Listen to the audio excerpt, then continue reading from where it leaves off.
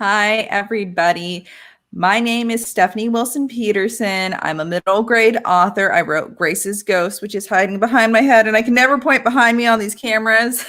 And I am here today with Laura Stegman, and she is the author of a really cute middle grade book that's coming out later. What's the release date? September 15th.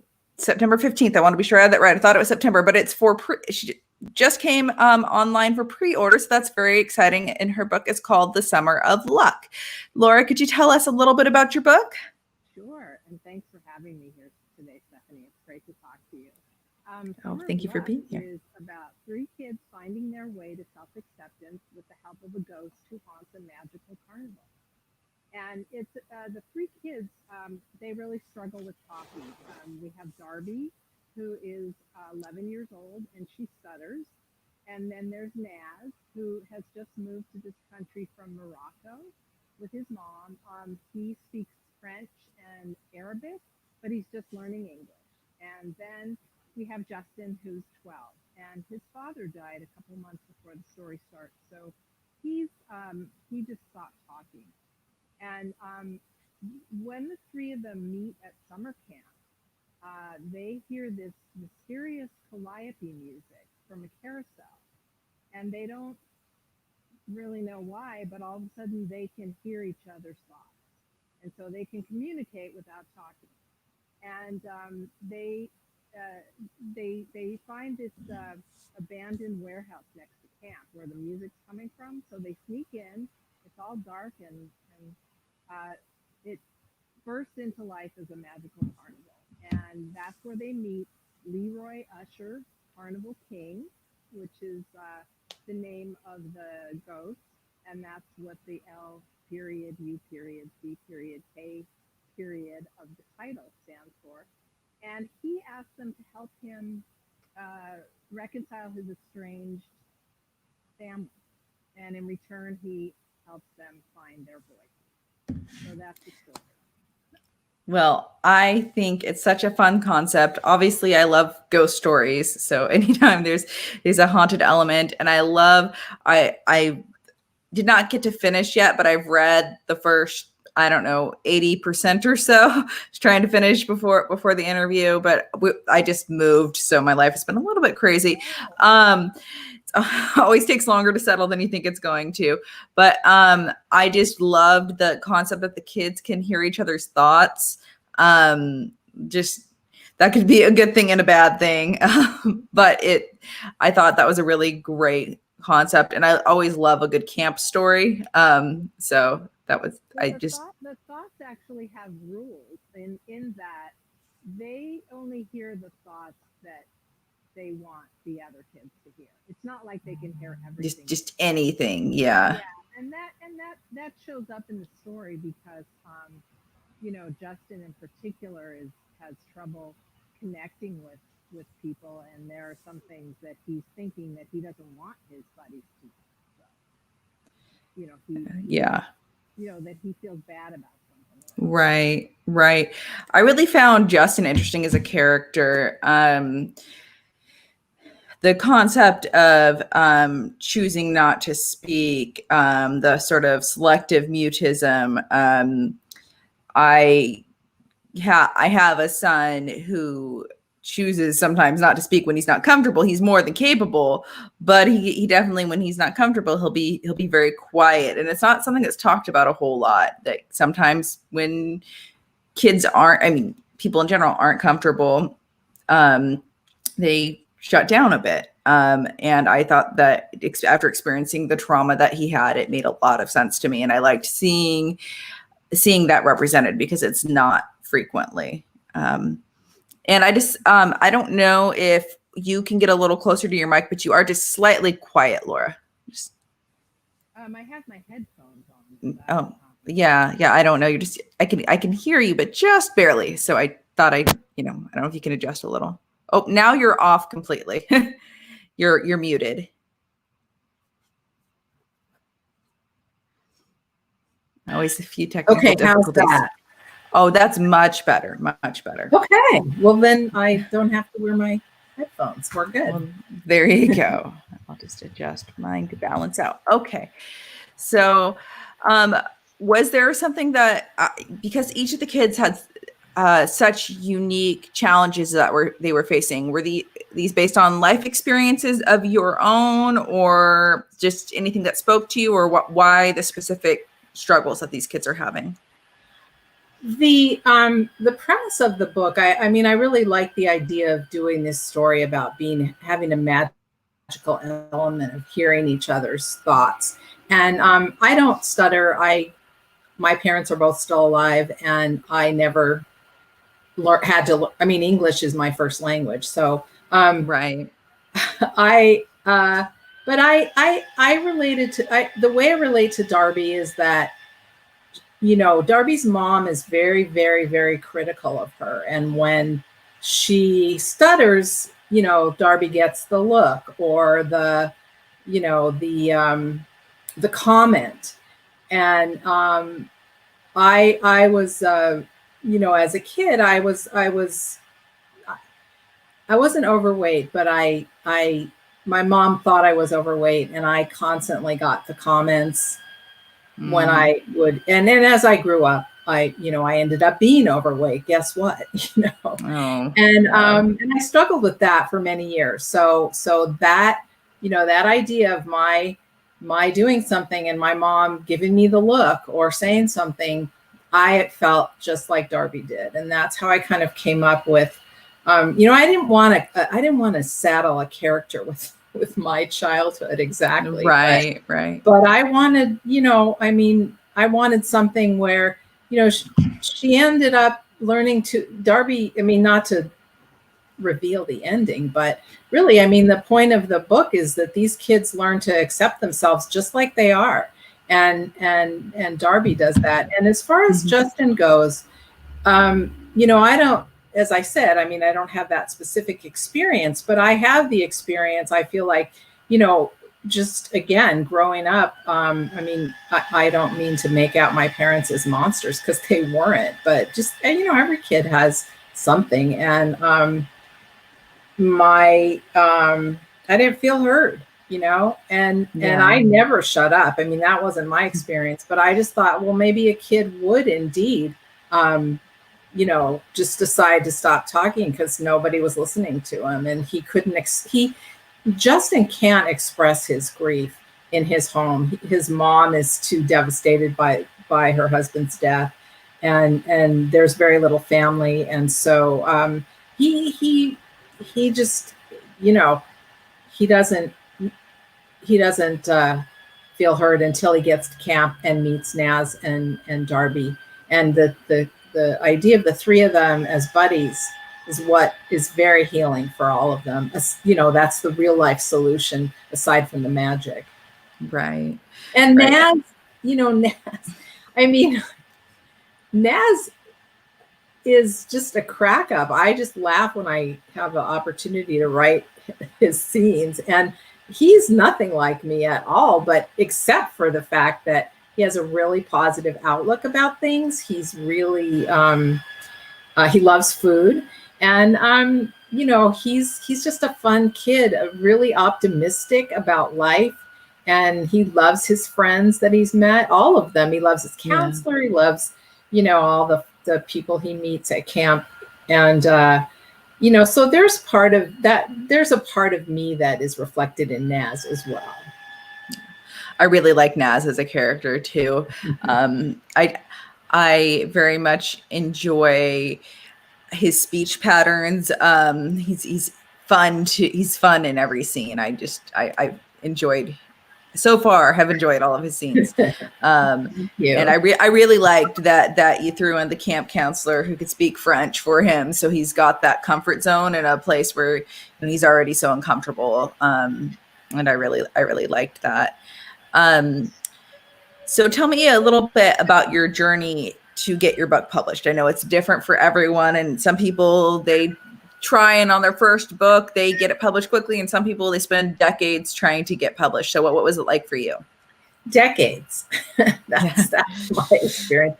I started this book came into being in about 2001, or, that was when I started writing it. And I had no experience writing fiction. My profession is I am a public relations consultant, and I write business writing in my work. But, so I can write, I know how to write, but I didn't know anything about writing fiction. And I have always loved middle grade literature. I was, when I was a kid, I read it, and I still read some of those books today. And, middle grade books just make me feel good. They make me feel like everything that was good about my childhood. It makes me feel like, I found myself in the middle grade literature that I read. And I wanted there's a favorite book of mine from when I was a kid. And I never thought that anybody else read it, because none of my friends did it, but I have read that book over and over and over again. And when I looked up that book when there was an internet, because when I was a kid, there was no internet. When I looked it up and I read on Goodreads, all these other people just like me who loved this book and who loved it so much that they read it as adults, and they made sure their kids read it. And that just touched me so much. And I thought, well, I want to write a book that makes a kid feel that way about my book. Right. That's my goal. But that's what inspired me. And so I wrote, and I wrote the first draft and thought it was just the best thing ever. And I sent it to an agent that I had a connection with, and they wrote back, and their comments were not particular. I was crushed, but there was a story in me wanting to come out, and it's not the same story it's the arc of the same story that was the first draft of Summer of Luck, but I've rewritten this book over and over and over again. And I learned to write by writing this. I learned to write middle grade fiction by writing this book. And so I one of the best things that ever happened was I started working with a development editor. And he was a godsend, because he really helped me see how to create. He said when he got the book, it was like an outline, and he helped me see. He didn't do it for me. He helped me see how to fill in the blanks of the story. Right. I had a lot of, had way too many points of view. I mean, in the book right now, there's the 3 kids, and then there's Mr. Usher's 3 adult children. So there's 6 points of view. And I had probably, I don't remember, but a lot more. And, and this editor helped me see that wasn't going to work for middle grade. And he helped me see that many of the adult characters, they didn't matter. I mean, they mattered.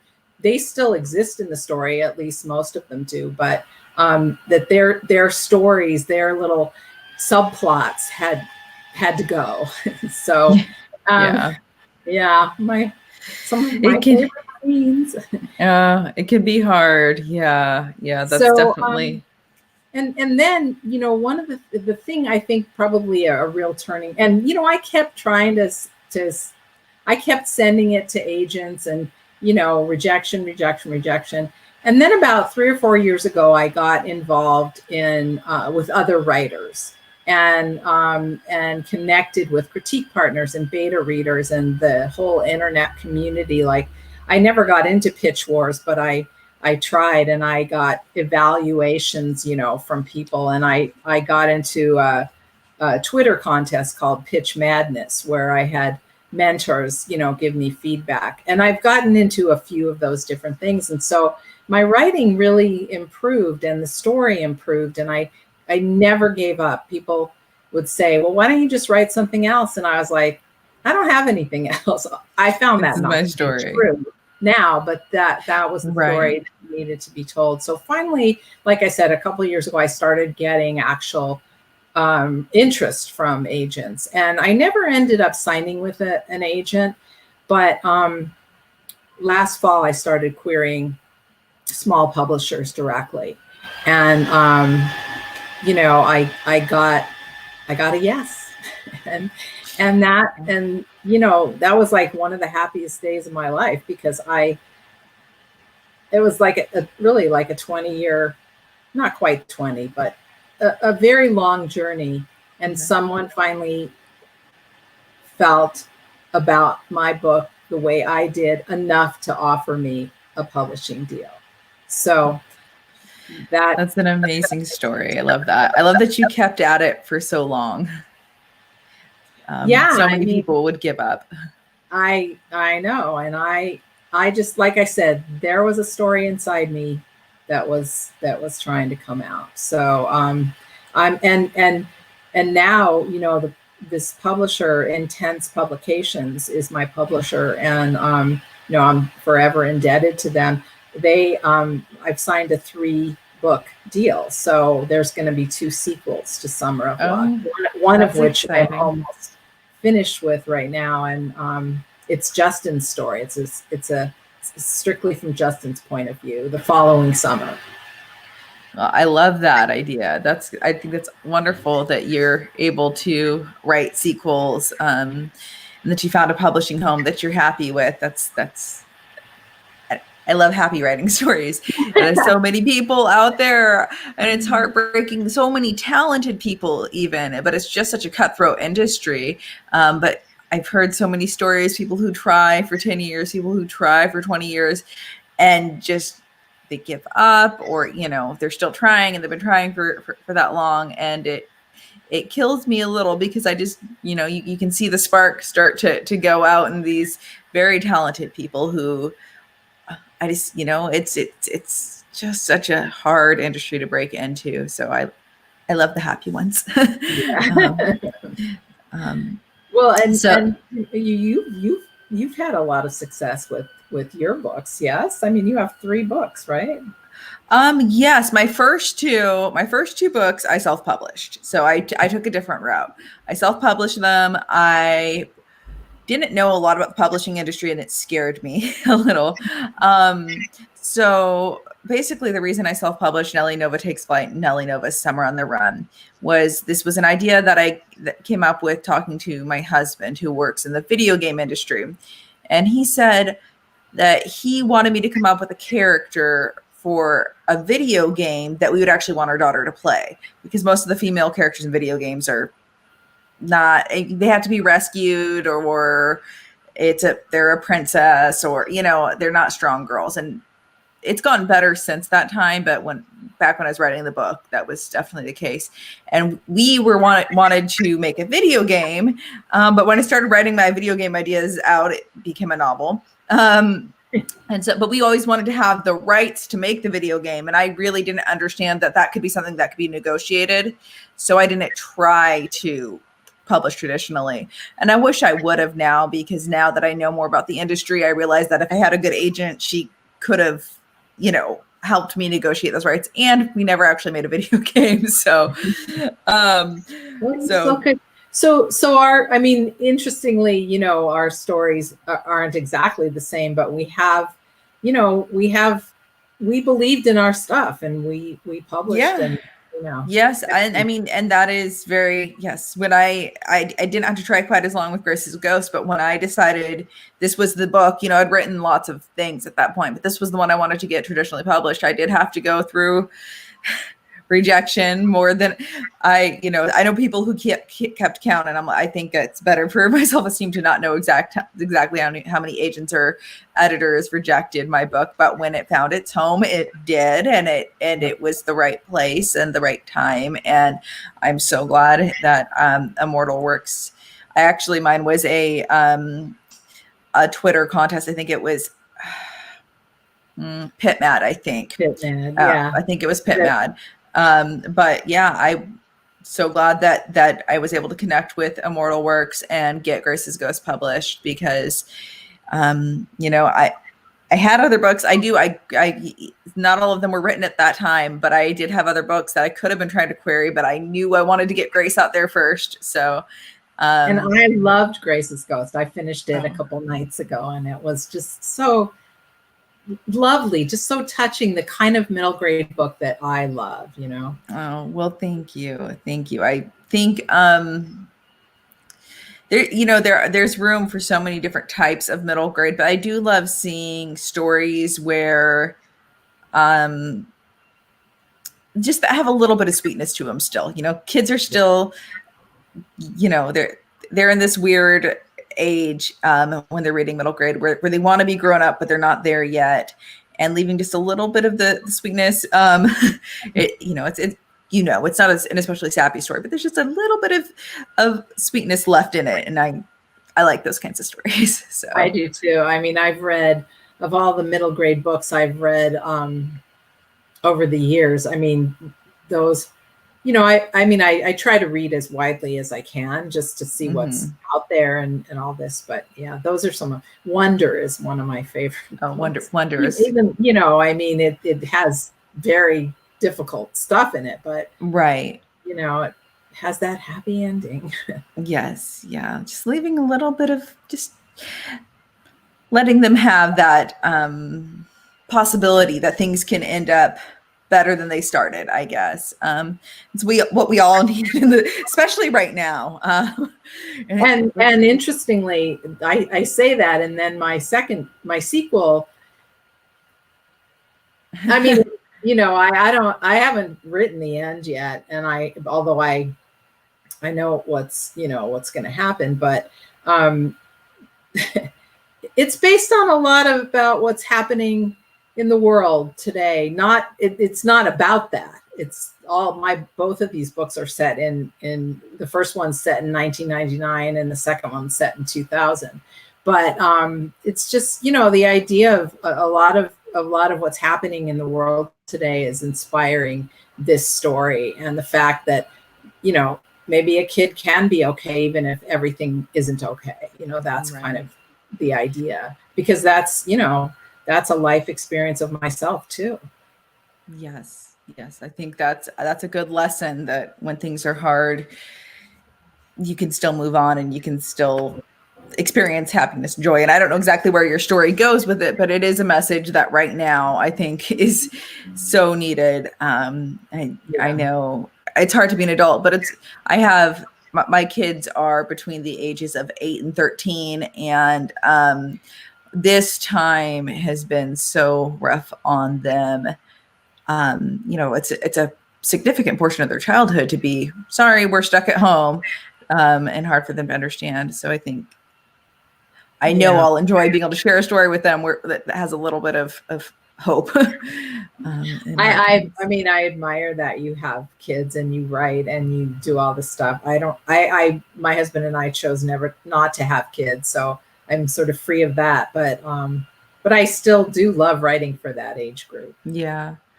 Some of the best writers for children never had kids. You know, I don't think maybe you're able to like stay in that mindset if you don't ever have to be the mom or the dad, you know, maybe there's something to that. I don't know, but I've known so many amazing writers who chose not to have children and yet write for them. And again, some of them have been really amazing. So maybe there's something to that. Well, there's room for everyone, right? I think there is for sure. But sorry. Sorry, it's this move thing. I suggest not moving during a pandemic. It has just knocked me out. I think we're finally ready to be done with all of it, and it has me a little exhausted. So, do you have projects you have planned that are not part of this series, or is your brain all in the Summer of Luck right now? Well, it's in Summer of Luck 2. In fact, sometimes as I'm working on edits for Summer of Luck 1 or talking about it or doing interviews, I'm like, wait, what happened? Did that happen in book 2 or what?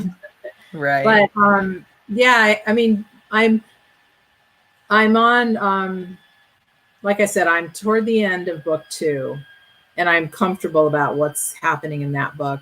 But I have to start on book 3 almost immediately, and I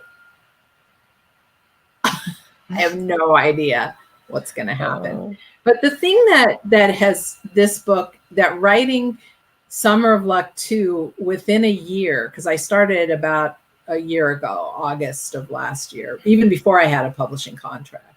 I just knew that if I didn't keep writing, it, I wouldn't keep writing. And I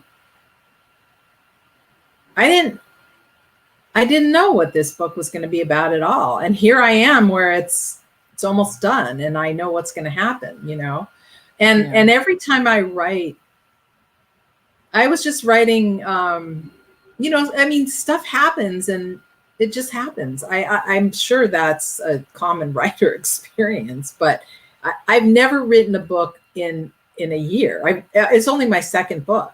So, I had all this time and no pressure, no deadlines to write the first book, but here we are a year into it, and I can do it, and so during the writing of this book, of the second book, there were so many times when I was like, I can't write, I suck, I'm really not ever going to finish this. And then the next night I would sit down and it would be fine, and I would discover what was going to happen, and it showed up on the paper or on the on the screen. And that happened to me enough during this experience that I decided I need to stop listening to that craziness that I can't do it, because I can, and I just need to keep at it. And I'm sure, I've heard of writer's block and stuff, but I just keep the faith. I keep the faith in myself and in my ability to persevere. And so I know that I have it's going to be another Darby story in the third book. It's going to be a story about Darby, and it's going to take place in the fall. It's going to be not a camp book. And I don't know how much contact she'll have with Justin and Naz, but and who knows, that could change. So we'll see. But I'm and what I said about thinking that I only had this one story in me, well, I can see clearly that's not the case now. And like when I read your book and I read other books and I read, I'm thinking, well, maybe I might even think about writing a book that has nothing to do with Summer of Luck. Who knows? I'm just taking it kind of one day at a time. I think especially when you're in the middle of writing something, it can be hard when you try to write multiple projects at once, because I've done that I'm doing that right now. I'm editing one book while writing another, and it's hard to switch mindsets. So I feel like I'm less successful with both of them, So I'll sit down and I'm going to write this project I'm working on. I'm calling it Small Fry right now, but I'm going to write in Small Fry for 2 or 3 hours. And then I'm going to switch. I'm going to edit the one I'm calling Storm. Then I'll edit Storm for a little while, and I'm going to go back and forth and back and forth. And I know that sometimes I'll be, working on one project. Oh, that's what needs to happen in the other one, and then jump. And so I think even though it's good for you to go, yes, I know I can. If you've got, a contract to write 3 books, well, it's probably better that your brain is, on those and not trying to jump to those new ideas, because I know what a headache I've given myself trying to do that. And it's good to have other projects. Like I started Small Fry when my agent was reading. It's called I Am the Storm. I don't know if it'll stay that title, but it's the title right now. And so I knew I needed to think about something else while she was reading it and giving me her feedback, because it takes time, and I didn't want to if she decided that it, she'd nicely tell me, I'm sure, but this project didn't have it, this isn't something we're going to want to query, then I would definitely want to have something else to throw myself into. But now my brain is torn between two projects, and it's a little difficult. That's really hard. Yeah. And they're totally different stories. Small Fry is contemporary, about a boy with health issues and a grandfather with Alzheimer's. And then I Am the Storm is sci-fi. So, they're totally different mindsets in it. Yeah. I started thinking about a book that I read as a kid by Beverly Cleary called Ellen Tebbets. I don't know if you've ever heard it. It's pretty old. Read a lot of Beverly Cleary, but I don't know if I remember that one. Yeah, and it's not a fantasy. It's it's completely real life book, and that was another book that really touched me. And so I was thinking, again, like I said, I've been inspired by things that I've read, not to tell the same story, of course, but Right. I don't know if that's going to be something that's going to inspire book 3, or it may be another book, who knows? Yeah. But, like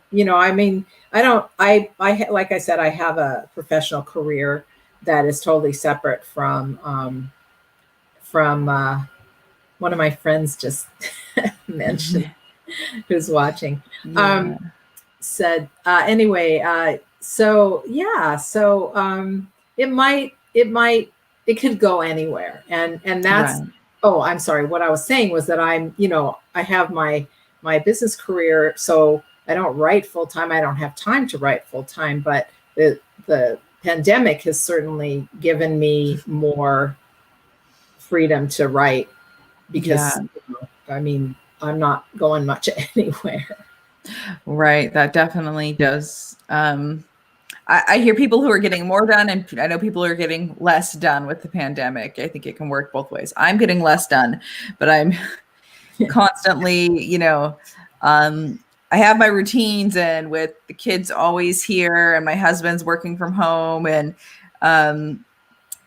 it just has my routines thrown off, and I'm less likely to get things done. And then again, I throw a move into it because I'm a crazy person, and I decided it was a great idea to move houses during the pandemic.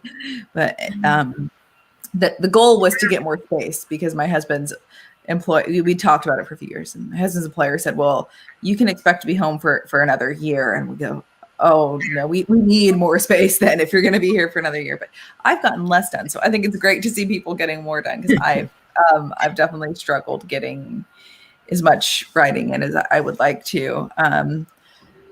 But I think the deadline, is what is driving that. That'll do it too, because I know when I was on deadline for Grace's Ghost, man, I could turn around some edits like nothing. Oh, you need that you need that in a month. Let me sit and work on that draft, and I would actually I met all of my deadlines early, just because there was that like motivation. I have to get it done by this day, and maybe I need to, I don't know, set fake deadlines or something when I'm not under one. But right.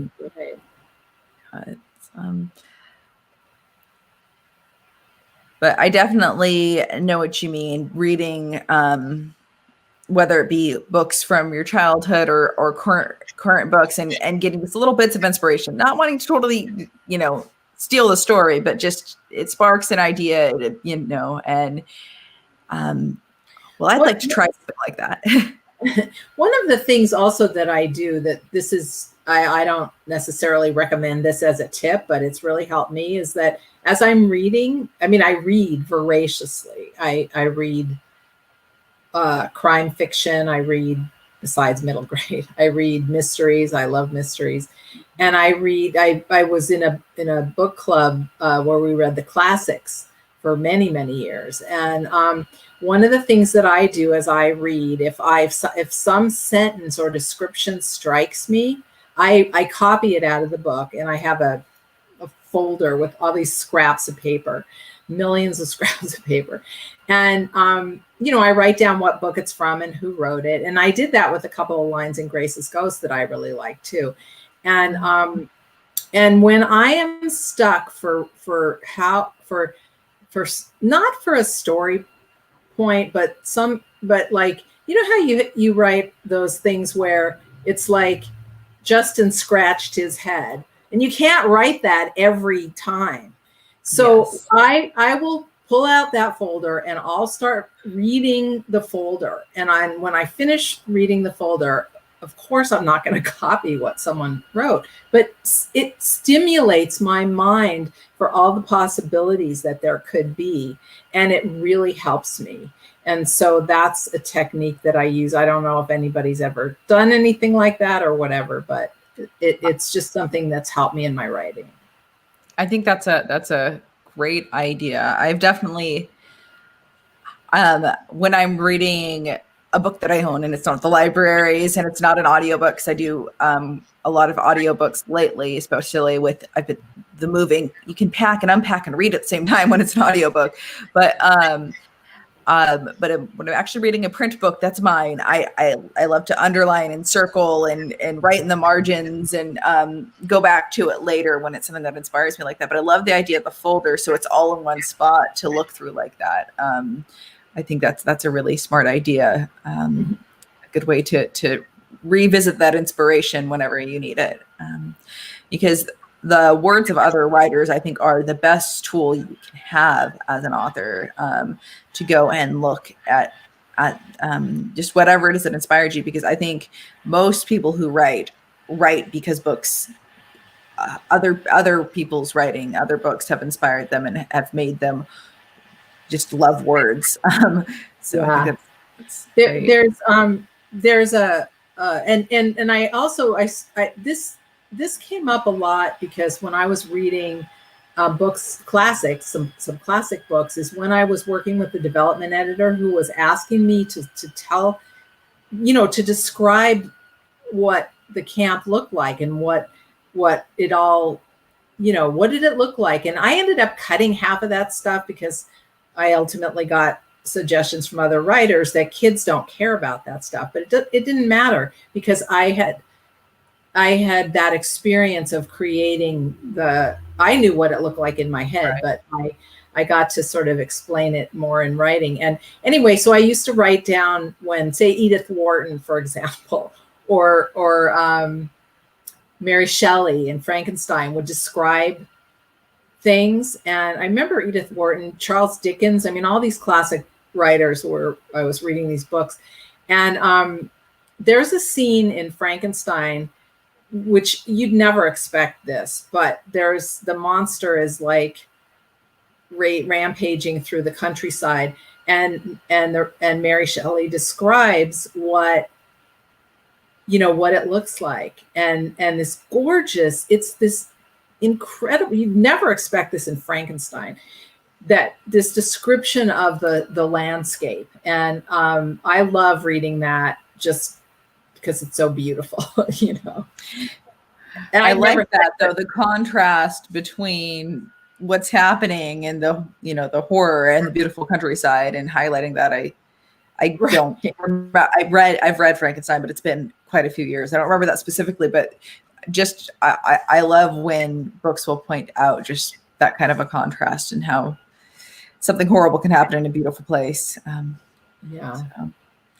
that's really interesting.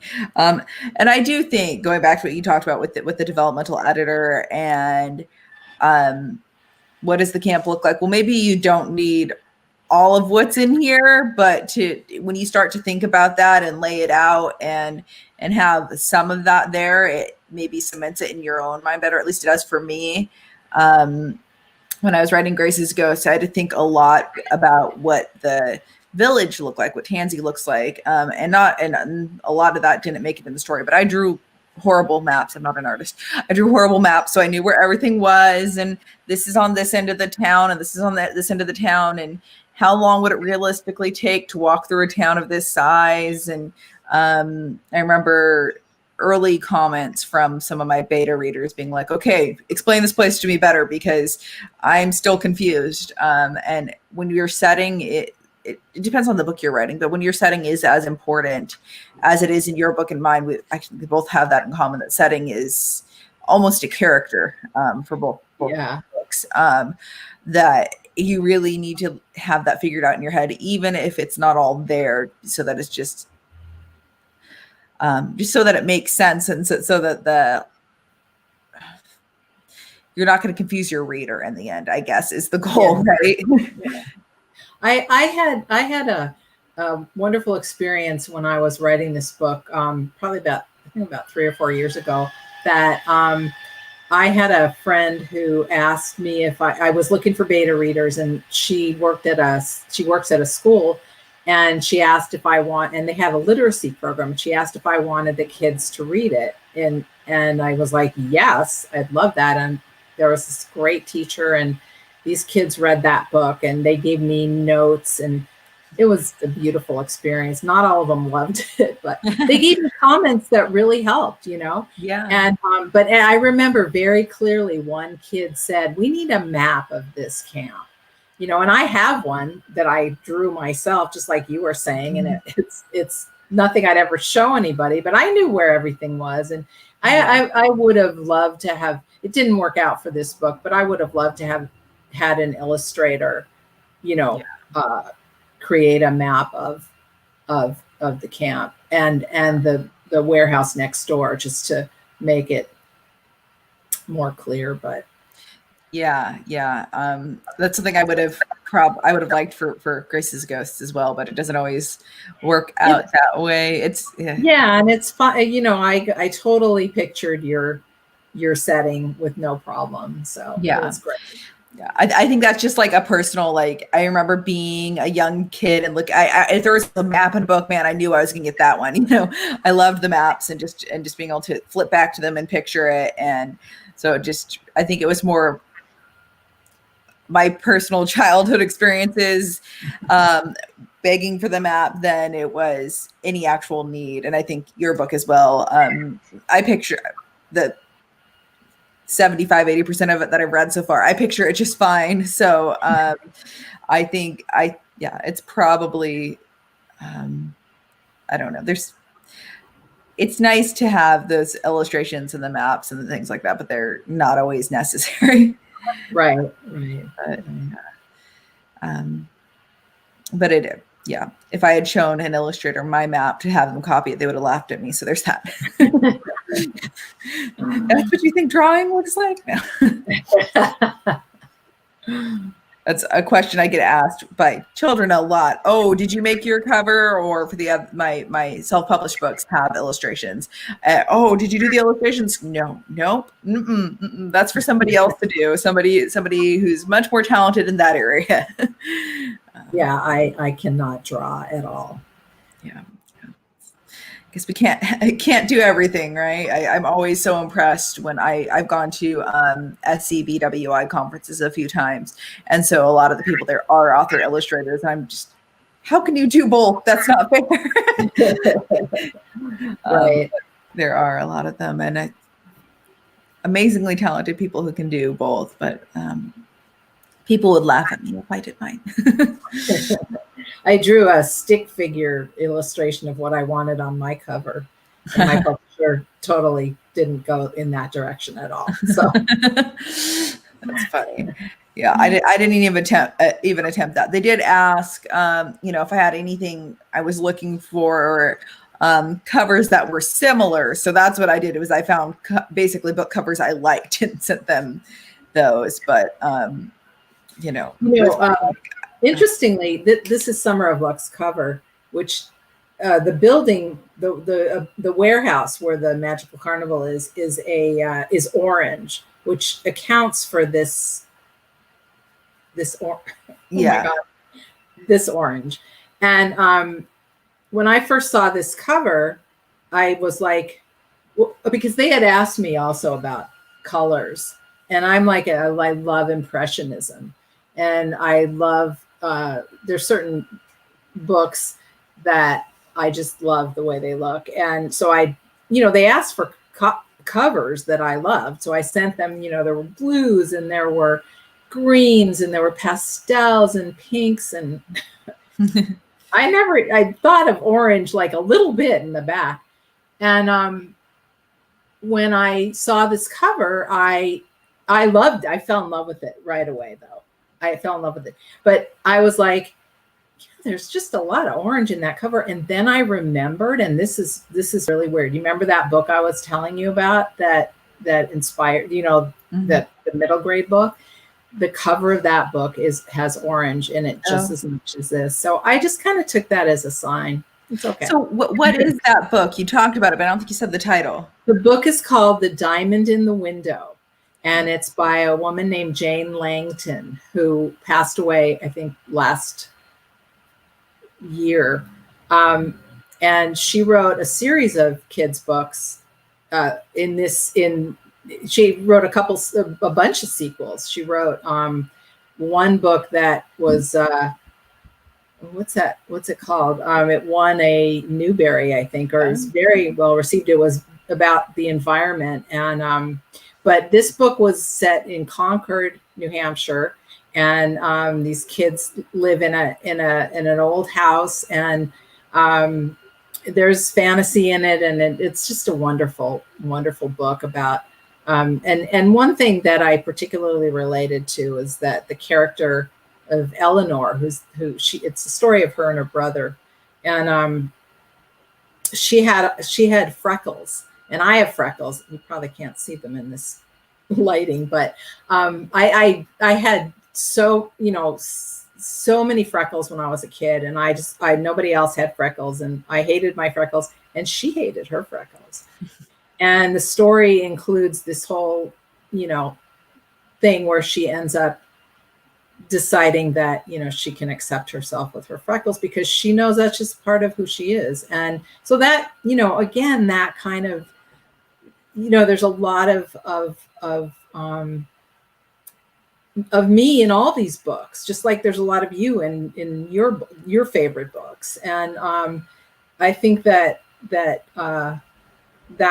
was really, part of what I love about that book so much. And one of the best things about this book, like I said, there's this house that where the story takes place, and I read about. I guess I must have started reading about when I got older. I mean, obviously, much more in many more recent years from when I first read it, but. I found out that I must have read an interview with the author, and I found out that house really exists in Concord, that it's based on a house that was there. And my husband and I decided to go on, we go to New York a lot. So we decided to do a trip to Boston and go up to Concord. And I wrote to Jane Langton, and I asked her where it was so I could go see it. And she wrote me back, and she invited me over for tea, and she drove us around Concord, and she gave me the thrill of my life to have an author who I had just idolized be so lovely and gracious. I'll never forget that. What an amazing experience. I think she must have been just a wonderful woman to do that, because I know so many people who had the childhood books that they loved like that, to have that experience, it'd mean the world. And it would to me, their authors I loved growing up, to spend a day with them and drive around a town that meant something like that. That's what a cool experience. Yeah. And she took us to the house, and of course, it had been modernized enough that it didn't look 100% like I had imagined. Right. But I have a photograph of that book, of that house, in one of my shelves where I could see it right next to the actual book, The Diamond in the Window. I recommend it. It's hard, books written that long ago aren't exactly as relevant, I suppose, as a book maybe written in the last 20 years, but it was a lovely story. And the Fledgling, now I remember, the Fledgling is the name of her Okay, family. I did read The Fledgling. Yeah, Yeah. I didn't And she remember. also wrote a series of adult mysteries, which I read every single one of too. So That's great. I love when authors have such a wide variety of books that they write. I think it's cool to see how different people's minds work. So it's very yeah, neat. Well, did you want to do? Did you want to read part of The Summer of Luck? sure. Let me read this here. So this, just to give a little bit more background of the story, Darby doesn't know Justin and Naz until she gets to camp, and they meet because, like I said, they hear this music, and that's how they become friends. But Darby comes to camp all excited to reunite with her friend Monica, who she was bunkmates with last year. And Darby keeps very much to herself, and she doesn't have a lot of friends, but Monica was like her best friend at camp. And they had gone on this exploration, and they almost stumbled on the magical carnival, but their counselor called them away before they got any farther than just seeing it, and they started hearing this rumbling. Anyway, so it's Darby's plan the second summer of camp to redo that. But when she gets there, Monica has brought a friend with her to camp, and she's bunkmates with that girl. And as much as she's still friends with Darby, it's like Darby is incredibly crushed, and she is really unhappy. So she decides to go off to explore this place on her own. And this is where we come in. Darby and Monica had dreamed up Operation Luck during last year's lakeside launch. First, they discovered a white lettered sign with an arrow pointing at a pathway. It read, "Inland route back to Camp Inch." Locating the sign quickly, Darby wandered down the same pathway. 45 minutes to go and come back. She set her watch timer to count down, adding a 15-minute warning beep. Her feet crunched on the pebble-filled path. Flowering bushes and maple trees surrounded her on both sides, their leaves rustling in the balmy breeze. The farther she went, the more overgrown the curving path became, as if it hadn't been used in a long time. Maybe no one's been here since Monica and me. She slowed to gulp some water from her canteen. Should I be doing Operation Luck alone? Alone, it echoed in her head. You're alone far too much. The words stung as if her mother shouted reprimands from the branches of every tree Darby passed. Sorry, my phone. Her throat tightened at the memory of their recent argument. She had sought refuge in her bedroom, slamming the door so hard that one of her writing trophies toppled off the shelf. When her dad came, Darby ran to him, burying her face in his shirt. Why does she hate me? He'd gathered her in his arms, holding her on his lap in the rocking chair as if she were still a small child. We both want the best for you, sweetie. Sometimes that ends up different from the way we mean it to sound, he said. I don't believe you, Darby had sobbed. She never does anything wrong. She's perfect. Honey, your mom's not perfect. No one is. Well, she acts like she is. And she hates me when I stutter, for sure.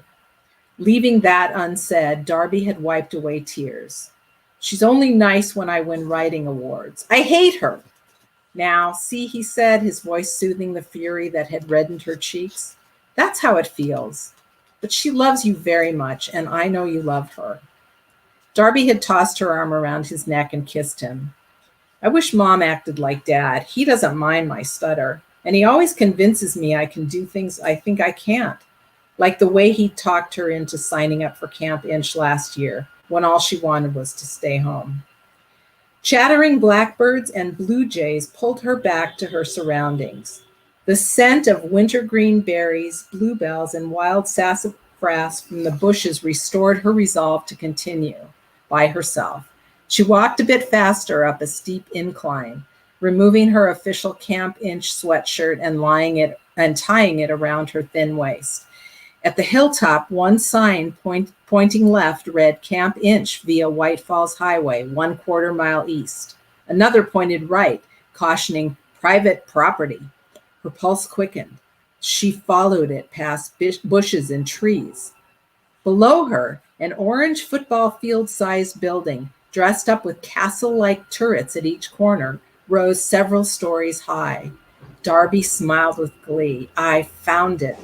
Massive green letters spelling out L.U.C.K were painted on its side, glowing brighter than ever. A surrounding fieldstone wall led eastward toward camp. She hurried down to a spot beside the immense wall, where 10 golden horseshoes sat lodged in concrete. Same as when Monica and I found them. The sun glinted on a colorless glass circle embedded above the horseshoes. Last time they'd rushed too much to notice the lines inscribed on it. Now she knelt to read what they said. All that we give comes back to benefit ourselves. With no time to figure that out, she placed her feet inside 2 of the horseshoes, like last year. Her heart pounding, she waited anxiously for the faint rumbling she and Monica had heard, or possibly imagined. Will it even work without Monica? The ground trembled ever so slightly beneath her. She shivered with relief. Yes, I feel it. Last year, their counselor came after them to end the adventure before it began. This time, the rumbling got louder. Darby ducked to avoid the small rocks and dust that fell from the stone wall looming above her head. Grating and creaking accompanied deep vibrations inside the fieldstone. A Darby-sized section swung out on hinges, exposing a latch chain fastened to an old wooden door. She tried to remember to breathe, or how to breathe. Overcoming the urge to back away, she yanked the chain, pushed the door open, and strained to see. For a few seconds, semi-darkness that lay beyond kept her cemented in place. Finally, anticipation conquered her apprehension. I can't stop now. Electrified, Darby squared her shoulders and stepped inside. That is such a fun section of the book, especially knowing what happens next. And I knowing kids as I do, I have a feeling that that's going to be a lot of fun for them. And I think young readers will really enjoy your book. Thank you. Thank you. Thanks for the opportunity to read that. Oh, of course. Of course. Thank you for being here. Before we end, if anyone who's watching live has any questions for me or for Laura, please ask now. It's your chance to do so. Put them in the comments and we can see them. And if not, that's okay too. I just wanted to also mention, I just got my bookmarks, so it's hard to see in my video. Yeah. But, I'm going to be starting in a pre-order campaign on Sunday. But just as a private secret to anybody who's watching, you can order it now on Barnes & Noble or Amazon or from my publisher's website, intensepublications.com. And you will, if you send me your proof of purchase, you'll get a bookmark and a book plate signed by me. That's a lot of fun. So hopefully some of our viewers will want to do that, because I know I've got quite a collection of author bookmarks at this point. I love holding on to them though. So yeah, I'm so glad that you could come on my YouTube channel today. And thanks to everyone who watched today. Do you have any? Oh, we have a couple of comments showing up now. Let's see. So much fun to hear more about the book. Thank you, Anna. Hi. Hi, Hugh. That's my husband. Oh, that's great. That's great. Oh, and here we go. We have, did you want to write when you were little? I wanted to be an actress when I was little. And that was my that was it. That was my career. I never wanted to be anything else until I started a kind of acting, and decided that wasn't for me after all. However, when I was a little kid, I made up stories all the time in my head, especially because I imagined myself as a kid actor, a famous kid actress. That was like my imagination. That was my imaginary story. And so I did actually write down one story when I was a kid, but it was mostly in my head. So good question, but I think that's really interesting, because I grew up, from the time I realized that books were written by people and they didn't just magically appear, I wanted to be the person who wrote the books. But then in high school, I decided I wanted to act. I still wanted to write, but that went on the back burner. I was a theater major in college. And I think it's probably very similar parts of the brain, that creativity. It would not surprise me at all to hear that a lot of writers and actors have overlap. Yeah, I have my degrees in drama, so I that's great. Well, let's see. Before we sign off, does anyone have any other questions to ask? Okay. Thanks everyone for showing up. Yes, thank you for being here, and to our viewers, and to you as well. And I cannot wait until I can actually have a copy of your book. I've loved being able to read the ARC, but and share that with my kids, because I know they will love it. Thank you. And congrats on your pre-order. I know seeing your book go online is such a cool feeling. So knowing that it's out there. So, all right. Well, thank you. Thank you, Stephenie. Thank you so much. This has been a delight. Oh, thank you. Bye, everyone. Bye.